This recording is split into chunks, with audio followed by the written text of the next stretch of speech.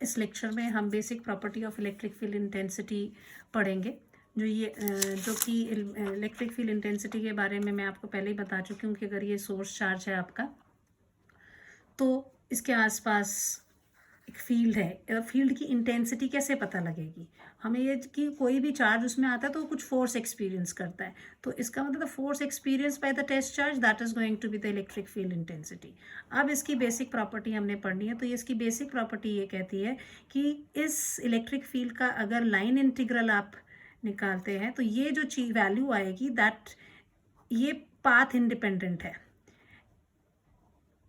ये पाथ के ऊपर, रास्ते पे नहीं डिपेंड करती, वो इनिशियल और फाइनल पोजीशन पर डिपेंड करेगी, पाथ के ऊपर नहीं डिपेंड करेगी, किसी भी रास्ते पे जाए। तो अब आपको मैंने एक इलेक्ट्रिक फील्ड देख लगाना पड़ेगा, फिर एक कोई लाइन के अलॉन्ग उसकी मूवमेंट करानी पड़ेगी टेस्ट चार्ज। तो ये हमने एक कार्टेशियन कोऑर्डिनेट सिस्टम बनाया और यहाँ पॉइंट ए से मैं पॉइंट बी, ऐसे मान लीजिए दिस, यहाँ से उठा के मैं बी फाइनल यहाँ तक पहुँचा देती हूँ इस किसी टेस्ट चार्ज को। पहले तो ये आपका आ गया कार्टेशियन कोऑर्डिनेट सिस्टम में, वो आ गया आपका ओरिजिन ऑफ कार्टेशियन कोऑर्डिनेट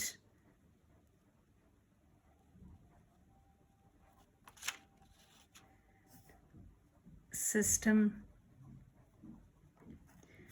आपका प्लस क्यू जो है, this is your unit charge, this point charge है आपका ये एक, ठीक है, जिसके फील्ड में आप हैं पॉइंट चार्ज एटो, ये जो इलेक्ट्रिक फील्ड यहाँ प्रोड्यूस कर रहा है। Q0 जो है that is your test charge, जिसको हम यहाँ मूव करवाएंगे। जैसे ये हमारा क्या हो गया, जैसे हमेशा कुछ भी करो तो टेस्ट चार्ज बहुत छोटा सा होता है, तो ये टेस्ट चार्ज जैसे ये एक कह लो इस चैप्टर में ये चूहे का काम कर रहा है। जैसे कोई भी इन्वेंशन होती है तो चूहे के ऊपर एक्सपेरिमेंट किया जाता है, वैसा ही हम फिजिक्स में जब करते हैं तो हम लोग टेस्ट चार्ज को लेते हैं।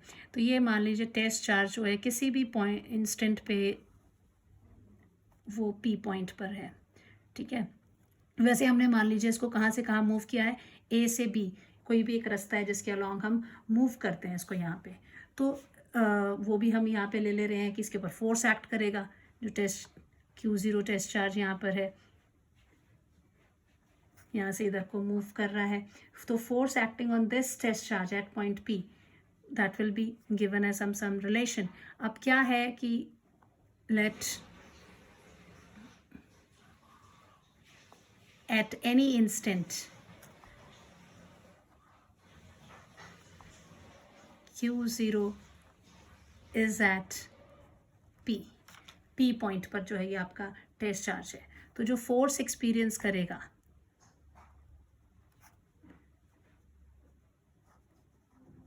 Force experienced by Q0 will be equal to how much, ये इसकी जो वैल्यू होगी that is equal to Q0 into E। कहाँ से आया ये फोर्स? ये हमारा बेसिक फॉर्मूला जो मैं हर बारी बताती हूँ, intensity is always equal to force upon charge. जब भी फोर्स की बात होगी तो चार्ज इंटू इलेक्ट्रिक फील्ड हम करेंगे, ठीक है। तो अब यहाँ से हमने जो है ये जो भी इसको मूव किया है तब 10 instant at set point P when along the path ले लेते हैं AB, किसी इंस्टेंट पे वो यहाँ पॉइंट P पर है। अब यहाँ पर इसको मूव करने के लिए हम यहाँ यूज़ कर रहे हैं, तो जो वर्क इधर पे इस फोर्स के कारण क्या हो जाएगा, ये फोर्स जो होगा रेडियली आउटवर्ड होगा। This F force experience by the test charge radially outward, तो ये रेडियली आउटवर्ड करेगा तो क्या हो जाएगा, ये एक्सेलरेट करेगा जो चार्ज है उसकी डायरेक्शन ऑफ द फील्ड में। So to stop this, to stop the acceleration, हमें क्या करना पड़ेगा, equal and opposite force is to be applied. हम इसके ऊपर फोर्स अप्लाई करेंगे, किसके applied on test charge. which is given as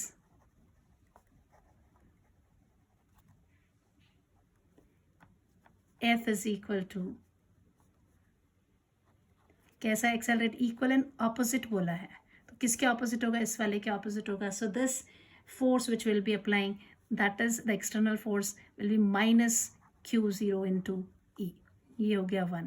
अब हमारा जो चार्ज है वो बड़े आराम से वो एक्सेलरेट नहीं करेगा and slowly we can move from 1.2.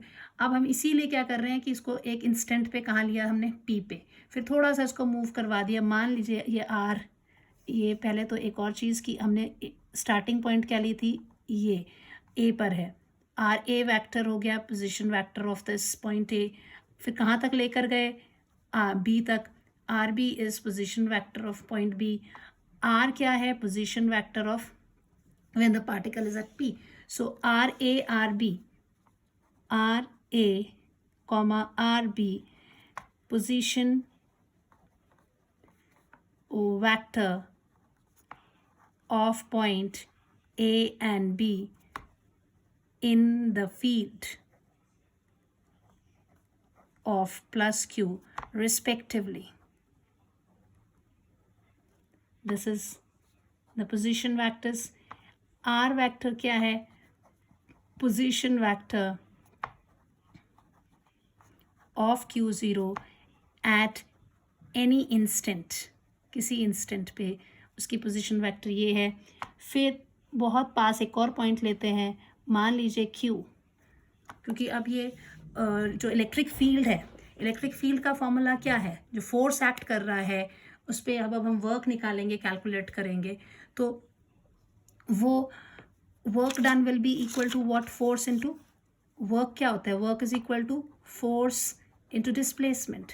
जब फोर्स की बारी आएगी तो हम फोर्स की जगह पर क्या लिखेंगे, इसमें will be writing as Q into E into the displacement हम देखेंगे.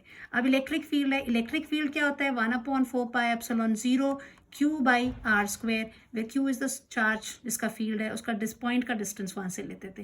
तो ये किसके ऊपर डिपेंड कर रहा है, डिस्टेंस के ऊपर डिपेंड कर रहा है. इसीलिए जब यहाँ पर वर्क की बात आएगी तो ये, क्योंकि ये वेरिएबल है, तो जब वर्क डन इसके वेरिएबल के लिए होगा तो हम इसको लिखेंगे F force dot DL. This is the work, small work done जैसे निकालना है. So like this will be doing. Now R हो गया position vector of Q0 at any instant. Q small displacement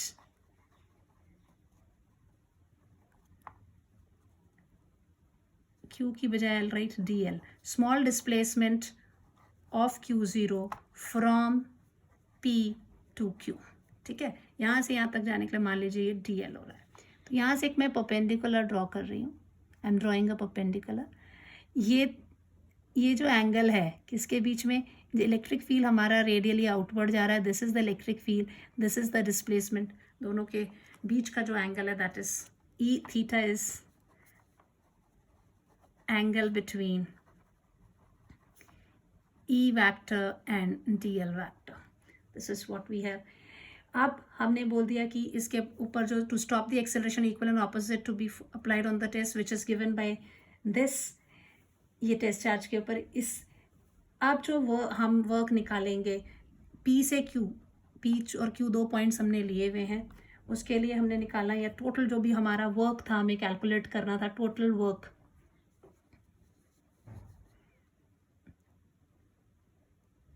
total work done to move the charge from point A to B is given as WAB, which can be written as integration of small work done for small displacement. ठीक है, कितनी displacement ले रहे हैं, DL vector. This is equal to what, ये A से B तक जा रहे हैं. So this is equal to what, this can be written as small work लिखना है, I write it as A to B. Force कितना लग रहा है, F vector is the force which is been applied to it, dot D L vector. ये कहाँ से आया हमारा F dot D L vector. सो वर्क की सिंपल, इससे पहले I should have written small work done, not like this, will write as D W. कहाँ से कहाँ पर काम करने के लिए, डी डब्ल्यू पी से क्यू तक जाने के लिए. नेक्स्ट स्टेप में हम लिखेंगे ए टू बी, इसकी जगह पे हम लिख सकते हैं F dot D L vector. ठीक है, अब this can be written as F dot D L. समझ में आया क्यों आया, ये चीज़ें मैंने एक्सप्लेन की थी दैट उसको जब वर्क होता है that is force into displacement हम लेते हैं, तो एफ डॉट डी एल हमने यहाँ लिया. नेक्स्ट स्टेप में हम यहाँ पे इसकी इस इक्वेशन नंबर 1 की हेल्प लेते हुए this can be written as A से बी तक जाने के लिए कितना फोर्स लग रहा है, minus Q zero E dot D L vector. Q zero जो है वो बाहर निकाल लेंगे, माइनस क्यू ज़ीरो बाहर निकल गया, ए से बी आप जा रहे हैं और आपका ये आ गया E D L cos theta is the angle between them. This is what we have. अब डी एल वैक्टर ये हो गया. अच्छा, इसमें एक और चीज़ आपने यहाँ शुरू में मुझे इंट्रोड्यूस करनी थी, दैट इज़ द स्मॉल, ये छोटा सा डिस्टेंस डी आर है, ये एक परपेंडिकुलर है इधर. Now this is your work done from for moving the charge Q0 to from A to B. आप देखिए what we'll do is let this QN is a perpendicular drawn on OP such that आपका जो NP है that is equal to D R. ये किसकी तरह act कर रहा है, base of right angle triangle. Right angle triangle कौन सा वाला, क्यू पी एन. इस राइट एंगल ट्रायंगल में ये बेस का काम कर रहा है. ठीक है, नाउ यू सी कि जो पी एन है that is a base. So N P is equal to base. Base को हम क्या लिख सकते हैं, बेस को हम लिख सकते हैं hypotenuse into cos theta. This will be equal to D L cos theta. And how much is N P is how much, that is D R. So हमारी क्या इक्वेशन आएगी कि D R vector is equal to, you can write simply dr is equal to dl cos theta. So therefore above equation reduces to, कौन सी है हमारी equation 2, this is the equation 2 we have. ये किस में reduce हो जा रही है, I can write this as work done to move from A to B is equal to minus Q0 E dr, right? E dr ले लिया. अब dr है तो r is changing from where to where, dr means change in r. r is change in r, कहाँ से कहाँ है, from A to B. So therefore RA to RB. So ये इक्वेशन कैसे हो जाएगी, यहाँ पर आ जाएगा lower limit RA, upper limit RB. अब ये सोच कैलकुलेशंस करनी है, थोड़ी फास्ट पढ़ूंगी मैं. तो ये कैलकुलेशन में क्या हो जाएगा, this will be equal to minus Q0 बाहर, this E is equal to क्या लिख सकते हैं इसको, ये RA RB. ये होता है electric field is equal to what, 1/4 pi epsilon 0 Q upon R square. ये हम सिंपल फार्मूला अभी तक पढ़ते आए हैं. तो this is also 1/4 pi epsilon 0, charge कौन सा है, Q upon R square and D R. ठीक है, इसमें से जो चीज़ें बाहर निकल सकती हैं हम बाहर निकाल देंगे. कांस्टेंट माइनस Q0 बाहर, Q बाहर, अपॉन 4 पाई एप्सिलॉन 0 बाहर, बचा क्या 1/r स्क्वेयर डी आर. जिसको कि हम लिख सकते हैं माइनस, अच्छा लोअर लिमिट हमेशा याद रखना, लिखना है lower limit upper limit minus Q zero Q upon 4πε0 integration का निशान R A R B R raise to the power -2 D R. 11th के लेक्चर में अगर आप फर्स्ट लेक्चर मेरा सेकेंड लेक्चर देखेंगे, थर्ड लेक्चर देखेंगे, उसमें इंटीग्रेशन के बारे में इंट्रोडक्शन दी हुई है। Just go through general formula लगाया हमने minus Q zero Q upon 4πε0, इसका आ जाएगा R -2 + 1 divided by -2 + 1।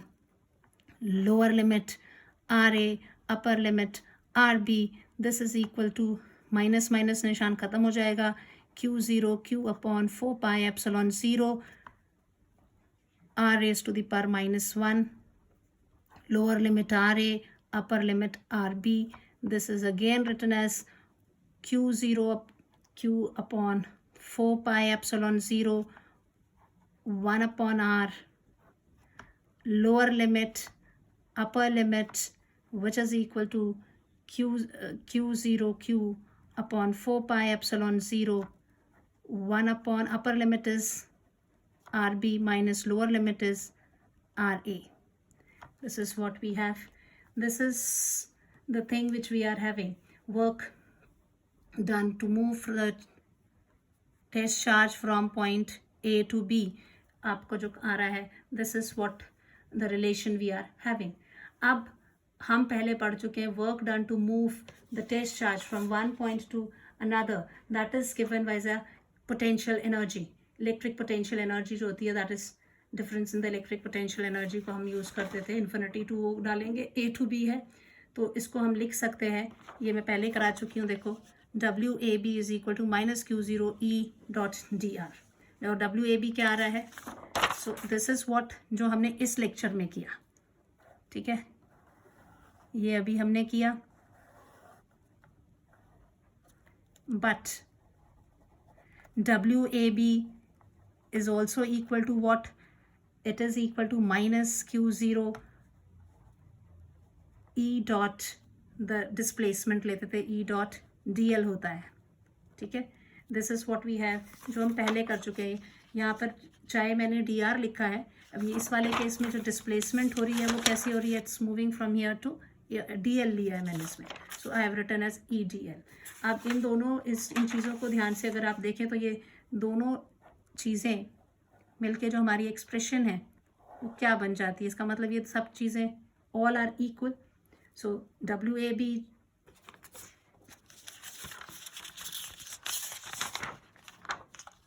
I can say that WAB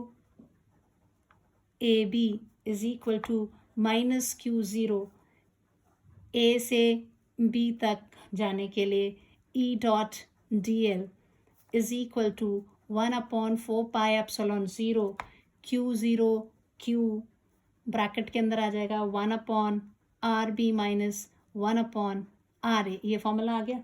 और यहाँ पे देखो लाइन इंटीग्रल जो है पाथ के ऊपर डिपेंड कर रहा है, सो WA इज, ये जो फाइनल एक्सप्रेशन ऊपर की दो इक्वेशन से हमने निकाला,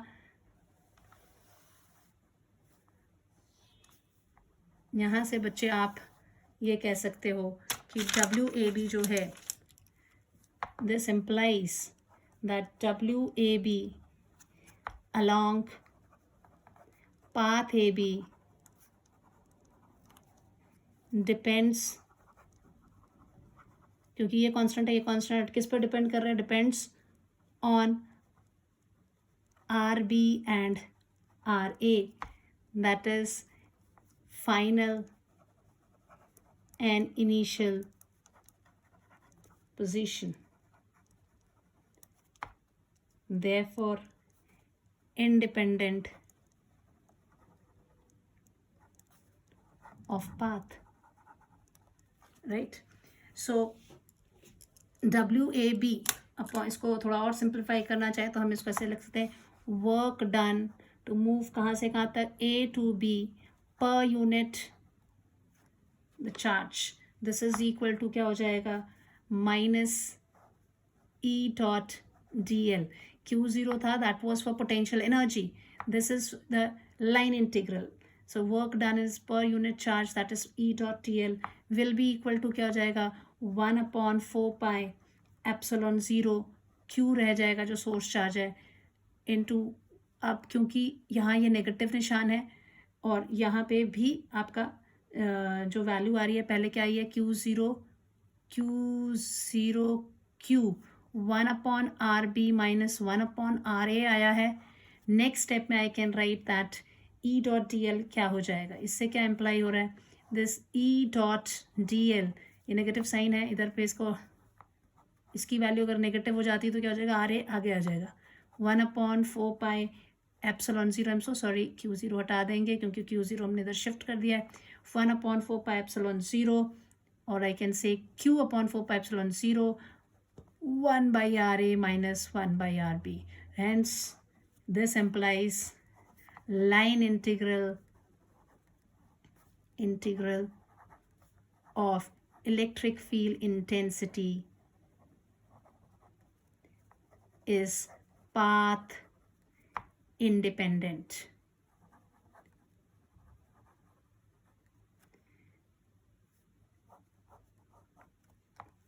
And the other thing is जो work done है, work done is